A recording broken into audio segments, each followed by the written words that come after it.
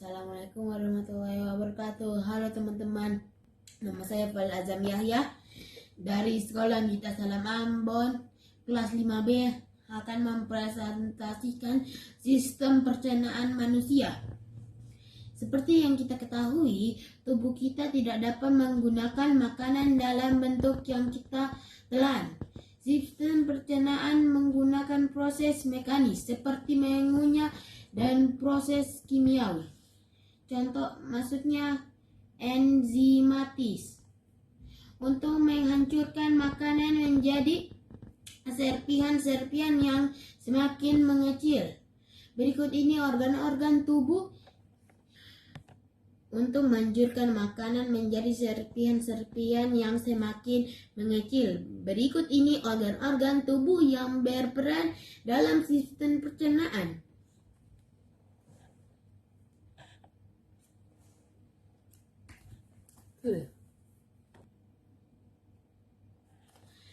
Yang pertama adalah mulut.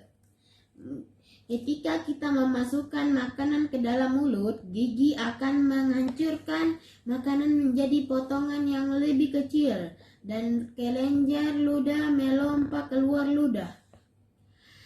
Ludah atau air liur mengandung enzim yang mengubah karbohidrat menjadi gula.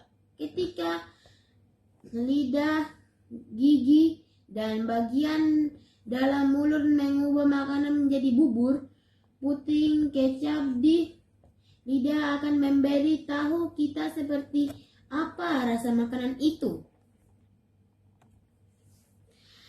Gigi memiliki bentuk dan fungsi yang berbeda. Gigi seri berbentuk pahat di depan mulut untuk memotong makanan. Taring yang tajam mengoyak dan menusuk makanan. Geraham kecil dan geraham besar untuk yang bentuk atasnya datar mengunyah makanan menjadi lebih kecil dan halus. Yang kedua adalah kerongkongan. Ketika sesuap makanan telah menjadi bola lunak seperti bubur yang disebut bolus, lidah akan mendorongnya ke belakang mulut. Makanan itu akan masuk ke dalam kerongkongan. Pada saat yang sama, epiglotis akan menutup jalan masuk ke hidung dan kerongkongan dan tenggorokan agar makanan menuju kerongkongan. Gerakan menelan hanya membutuhkan waktu 2-5 detik. Otot-otot polos di dinding kerongkongan meremas makanan turun ke lambung. Gerakan meremas ini disebut gerakan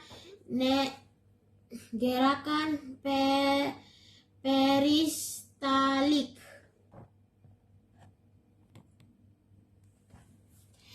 Yang ketiga adalah lambung. Setelah ditelan, bolus akan berada di lambung selama 4 jam. Lambung adalah kantung yang dapat membuang atau membesar untuk menyimpan makanan. Lambung mempunyai otot-otot yang kuat untuk meremas dan mengocok makanan serta mencampurnya dengan getah bernama thymus. Getah lambung mengandung enzim dan asam klorida. Asam klorida membunuh kuman yang ada dalam makanan yang kita makan. Sementara enzim pepsin dan renin mencerna protein di dalam makanan kita. Yang keempat adalah usus halus. Setelah lambung yang asam, kimus masuk ke usus halus. Di sini kimus dicampur kembali dengan getah percerna di pankreas dan empedu yang dihasilkan oleh hati. Getah pankreas akan membantu mencerna makanan yang mengandung karbohidrat, protein, dan lemak. Impedu membantu mencerna makanan berlemak dan menghancurkan lemak menjadi tetes-tetes kecil.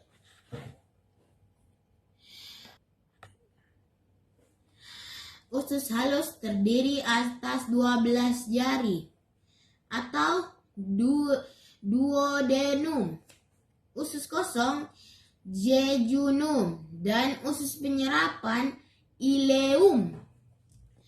Panjang usus secara keseluruhan kurang lebih 8,25 meter dan lebar sekitar 2,5 cm.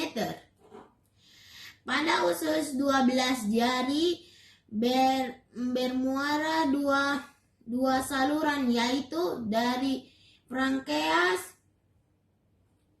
usus kosong, dan dari kantung empedu. Sebagian besar pencernaan terjadi di usus 12 jari di dalam usus kosong. Dari usus kosong terjadi pencernaan secara enzimatis. Enzim yang dihasilkan oleh dinding usus antara lain lipase dan amalase. Di dalam usus penyerapan terdapat lipatan-lipatan yang disebut fili atau jojot, maksudnya jonjot. Usus yang kaya akan pembuluh kalier, fili berfungsi untuk memperluas permukaan usus, sehingga penyerapan sari makanan oleh usus lebih sempurna. Sebagian besar makanan diserap dalam usus kosong, sementara lemak diserap oleh usus penyerapan. Seluruh proses ini membutuhkan waktu kurang lebih 6 jam. Lingkaran usus halus bersambung ke usus besar.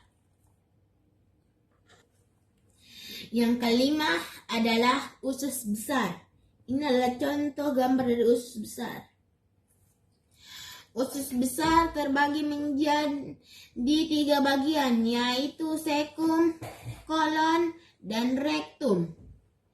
Bagian pertama dari usus besar adalah sekum, yang bisa menerima buangan dari usus halus. Di sekum bergantung saluran kecil yang bernama umbai cacing atau usus buntu. Panjang usus buntu hanya 8-10 cm. Panjang usus besar hanya sekitar 1,5 meter dan tidak berbelok-belok. Usus besar tidak menghasilkan enzim pencernaan dan tidak mempunyai jonjot. Dinding-dindingannya menghasilkan lendir untuk membantu sisa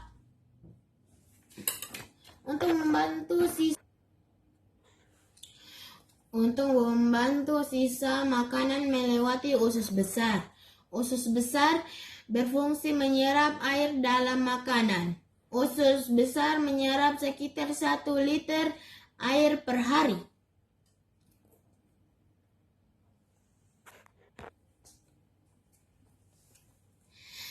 sehingga mencegah tubuh kita kekurangan air atau dehidrasi.